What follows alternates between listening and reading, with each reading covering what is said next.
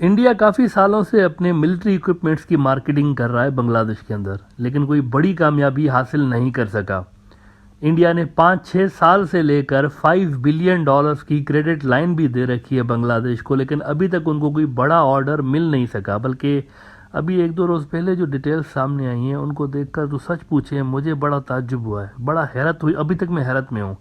Missile और टैंकों की जगह इंडिया ने बांग्लादेश को गधे और खच्चर एक्सपोर्ट किए हुए हैं। पूरे 30 खच्चर बांग्लादेश को इंडिया ने दिए हैं मिलिट्री कोऑपरेशन को बूस्ट करने के नाम पे। न एक खच्चर कम, न एक खच्चर ज़्यादा। अच्छा, खच्चर में भी आप में से बहुत सारे लोगों को पता ना हो कि खच्चर क्या चीज़ है। गधे और घोड़े का जो मिक्सचर है ना, मिक्स्ड नस्ल, वो खच्चर होता है। रेफरेंस देना बड़ा ज़रूरी होता है, क्योंकि बहुत सारे लोग इस तरह की खबरों पर बिलीव नहीं करते, इसको प्रोपेगेंडा कह रहे होते हैं। तो मैं क्रेडिबल रेफरेंस हमेशा लगा रहा होता हूँ। द हिंदू बिजनेस लाइन रिपोर्ट कर रहा है कि defence cooperation India hands over 30 military trained mules to Bangladesh army. 3 रोज़ पहले ये खबर छपी और 3 रोज़ से सच पूछे मैं अभी तक सोच रहा हूँ कि टारगेट बीजेपी सरकार का ये है कि हमने चाइना को ओवरटेक कर रहे हैं बांग्लादेश का टॉप का डिफेंस पार्टनर बनने के लिए, लेकिन एक्सपोर्ट गधे और खच्चर हो रहे हैं। कुत्ते बिल्ली भी एक्सपोर्ट होते रहे हैं। बल्कि ये भी हैरत हुई मुझे जब मैंने थोड़ा सा डीप में जाकर इस पर रिसर्च की, कुत्ते बिल्लियाँ भी एक्सपोर्ट हो रही हैं डिफेंस कोऑपरेशन के नाम पे। भाई अब ये कोई बात है कोई करण जोगी के कुत्ते बिल्लियां और गधे एक्सपोर्ट किए जा रहे हैं और नाम दिया जा रहा है डिफेंस कोऑपरेशन? मतलब सुनाते हुए भी अजीब लग रहा है कि यार डिफेंस कोऑपरेशन बढ़ाने के लिए हमने खोते दिए हुए हैं। देखिए एक बड़ा गैप पैदा हो रहा है। इंडियन डिफेंस एक्सपोर्ट्स की कोई मार्केट नहीं बन पा रही है। अरबों डॉलर्स की क्रेडिट लाइंस दी हैं और मुफ्त में लिटरली दे रहे हैं एक तरह से कि आप अभी जो है वो इक्विपमेंट्स ले लें, पैसे बाद में दीजिएगा, फिर भी कोई नहीं ले रहा। ये हाल हुआ पड़ा है। लेकिन मित्रों, उधर बांग्लादेश के अंदर चाइना के बाद टर्की मार्केट कैप्चर करने में लगा हुआ है। ये ज़रा न्यू दिल्ली में साउथ ब्लॉक वाले नज़र डालें ना इस पे कि ये क्या हो रहा है वहाँ पे बांग्लादेश में। अच्छा, मैं साउथ ब्लॉक की जब बात कर रहा होता हूँ तो न्यू दिल्ली के हवाले से, तो बहुत सारे लोग मुझे मैसेजेस कर रहे होते हैं फेसबुक पर और ट्विटर पर कि व्हाट इज़ साउथ ब्लॉक। आप हमेशा अपने जो वीडियोज़ है उसमें साउथ ब्लॉक की बात करते हैं, ये है क्या साउथ ब्लॉक? देखिए, ये कोई नॉर्थ साउथ वाले जो इंडिया का डिवीज़न है उसकी बात नहीं कर रहा हूँ। साउथ ब्लॉक असल में न्यू दिल्ली में जो प्राइम मिनिस्टर सेक्रेटरीट की बिल्डिंग है ना, उसके अंदर कई ब्लॉक्स हैं। बड़ी शानदार बिल्डिंग है, बहुत बड़ी बिल्डिंग है, तो कई ब्लॉक्स में डिवाइडेड है। इसके अंदर एक नॉर्थ ब्लॉक है और नॉर्थ ब्लॉक में होम मिनिस्ट्री और फाइनेंस मिनिस्ट्री वाले जो हैं वो बैठ रहे होते हैं। निर्मला सीतारमन साहिबा और अमित शाह की वजारतें वहाँ पे है नॉर्थ ब्लॉक में। और ये जो साउथ ब्लॉक है ना, इस बिल्डिंग में इसके अंदर नींबू मिर्ची वाले बाबा जी हैं, राजनाथ सिंह साहब और एस जयशंकर साहब की मिनिस्ट्रियाँ हैं, यानी कि डिफेंस मिनिस्ट्री और फॉरेन मिनिस्ट्री वो साउथ ब्लॉक के अंदर है। और ज़्यादा पावरफुल असल में साउथ ब्लॉक है वहाँ पे। तो ये देखें ना वहाँ पे क्या हो रहा है। साउथ ब्लॉक वाले देखें इसको कि इंडिया जो है वो खच्चर एक्सपोर्ट कर रहा है, गधे और कुत्ते बिल्लियाँ एक्सपोर्ट कर रहा है डिफेंस कोऑपरेशन के नाम पे। और उधर टर्की जो है वो पहले रॉकेट लॉन्चर्स और ड्रोन्स एक्सपोर्ट करता था बांग्लादेश को, और बांग्लादेश की मिलिट्री ऑफिसर्स को ट्रेनिंग भी देता रहा है। 3000 से ज़्यादा ऑफिसर्स जो है वो तुर्की वाले जो है वो ट्रेन कर चुके हैं बांग्लादेश की मिलिट्री के अब तक। और अब तुर्की ने बांग्लादेश को बड़ी ऑफर कर दी है कि ज्वाइंट वेंचर्स जो है वो हम करते हैं, आप और हम मिलके। वो कह रहे हैं कि ढाका और हम जो है तुर्की वाले मिलके मिलिट्री इक्विपमेंट्स बना सकते हैं, and Turkey is ready for that. Turkey जो है ये टेक्नोलॉजी भी ट्रांसफर करने को तैयार हो गया है। दिस इंडिकेट्स कि there is a already strong deep relations between the two countries. Military level पर दोनों के शानदार रिलेशंस बन चुके हैं। रेफरेंस में यहाँ पर दे देता हूँ इन डेवलपमेंट्स की। तुर्की का ही बड़ा न्यूज़ आउटलेट है और बड़ा क्रेडिबल न्यूज़ आउटलेट है डेली सबा। इन्होंने खबर लगाई है कि Turkey wants to enhance defence cooperation with Bangladesh envoy.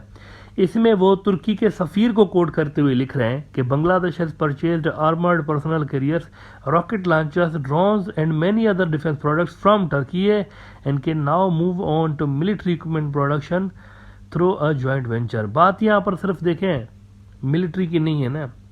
तुर्की, मुझे ऐसा महसूस हो रहा है उनकी जो एक्शंस है उनको देख कर कि तुर्की बांग्लादेश के साथ कॉम्प्रीहेंसिव स्ट्रेटेजिक पार्टनरशिप जो है वो बनाने पे काम कर रहा है। अपनी प्रेजेंस वो बे ऑफ बंगाल और आसियान में मेरे हिसाब से बढ़ाने की कोशिश कर रहे हैं। वो यूं कि अगर आप देखें तुर्की के एक्शंस, रोहिंग्या इशू पर भी तुर्की बांग्लादेश के साथ कोऑपरेट करता हुआ नजर आता है, OIC के अंदर और इंटरनेशनल कोर्ट ऑफ जस्टिस में, दोनों जगहों पे। प्लस एक और बहुत बड़ी ऑफर तुर्की ने बांग्लादेश को ये दी है कि एनर्जी क्राइसिस आपके रिजॉल्व करने के हवाले से वी कैन हेल्प। और वो क्या कह रहे हैं इस हवाले से, इसमें आप डेली सभा की ही रिपोर्ट का ये हिस्सा ज़रा मुलाहिदा करें, जिसमें तुर्की का सफीर कह रहा है कि in terms of energy the diplomat stated that Turkey will be happy to serve as a transit country for fuel supplies to Bangladesh. Russia has already informed Ankara. और ट्रेड के हवाले से भी मैं ये बता दूं आपको कि तुर्की वहां भी लंबे लंबे जंप लगाता हुआ नजर आता है। अभी साल भर के अंदर ही तुर्की का जो बांग्लादेश के साथ ट्रेड था ये 800 मिलियन था सिर्फ, लेकिन अब $1.5 अरब से बढ़ चुका है। साल के अंदर अंदर डबल हो चुका है और 2023 में इसने $2 अरब क्रॉस कर जाना है। तो हर सेक्टर में बांग्लादेश के अंदर आपको तुर्की की एक बड़ी एंट्री नजर आती है और ये तब ही होता है जब दो मुल्क डीप स्ट्रेटेजिक पार्टनरशिप चाहते हों। और तुर्की भी चाइना की तरह वैसे प्रो पाकिस्तान मुल्क है, बल्कि पाकिस्तान के साथ उनकी डीप स्ट्रेटेजिक पार्टनरशिप ऑलरेडी बनी हुई है कई डेकेड से लेके। तो डिप्लोमेटिक फ्रंट पे this might complicate the matters for India. वैसे तुर्की का जो इस वक्त बांग्लादेश में सफ़ीर है ना, मुस्तफ़ा उस्मान साहब, ये तुर्की के टॉप डिप्लोमेट्स में से एक है, ये याद रहे। उन्होंने अपना सबसे जो बेहतरीन लोग हैं उसमें से एक यहाँ पर बांग्लादेश के अंदर पोस्ट किया है। बांग्लादेश के हवाले से तुर्की की पॉलिसी वैसे वही है, इंडिया से बिल्कुल डिफरेंट है, तकरीबन उस जैसी है जैसी चाइना की है। They don't have any favourite in Bangladesh political setup, कोई भी उनका फेवरेट नहीं है। चाइना की भी कुछ इसी तरह की बांग्लादेश पॉलिसी है।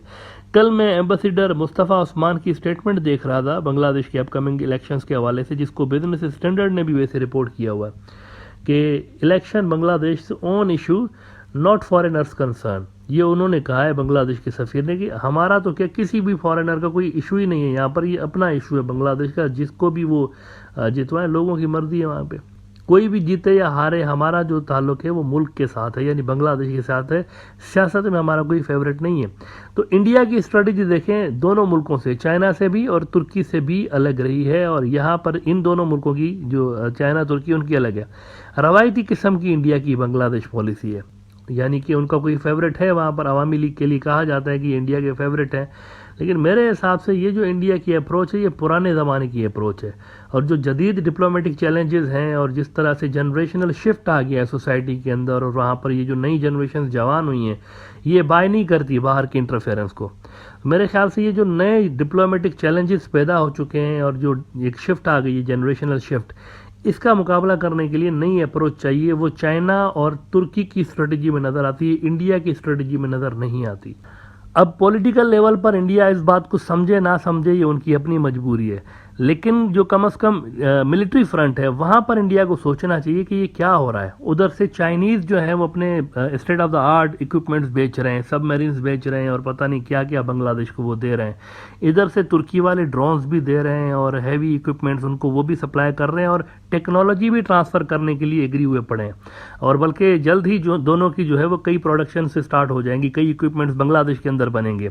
ये भी चीज़ें मीडिया में रिपोर्ट हो रही हैं कि जो पेट्रोलिंग बोट्स होती हैं वो भी दोनों मुल्क मिलकर बना रहे हैं। लेकिन इंडिया की तरफ से गधे और घोड़े और खच्चर और बिल्ले और कुत्ते ये एक्सपोर्ट किए जाएंगे। डिफेंस कोऑपरेशन आप इसको कहते हैं? ये तो कोई डिफेंस कोऑपरेशन नहीं है ना। इसके क्या स्पेयर पार्ट्स बेचेंगे बाद में? क्या करेंगे? घोड़े और गधे जो अगर आप बेच रहे हैं तो बांग्लादेश का इसके स्पेयर पार्ट्स लेगा, क्या लेगा? आई नो कि वो जो बंदरबान के इलाके हैं और वो जो चिटागोंग हिल ट्रैक्स के इलाके हैं उसके लिए कहा जा रहा है कि ये ट्रेंड घोड़े और ट्रेंड गधे दे रहे हैं उनको, लेकिन दिस वोंट हेल्प इंडिया। आपको कुछ ऐसी चीज़ बांग्लादेश को देनी चाहिए जिसकी कोई रियल में वर्थ हो और बांग्लादेश को उसकी हकीकतन नीड भी हो। ये घोड़े और गधे जो है दिस वॉन्ट हेल्प इंडिया, ये डिफेंस कोऑपरेशन नहीं बढ़ाएगा, उल्टा इसमें जगहसाई होगी सिर्फ। और ये वैसे मीडिया में देने की भी बात नहीं थी, मेरे ख्याल में इसको ज़्यादा प्रमोट नहीं करना चाहिए था इंडियन मीडिया को कि ये जो है वो गधे और घोड़े दिए जा रहे हैं।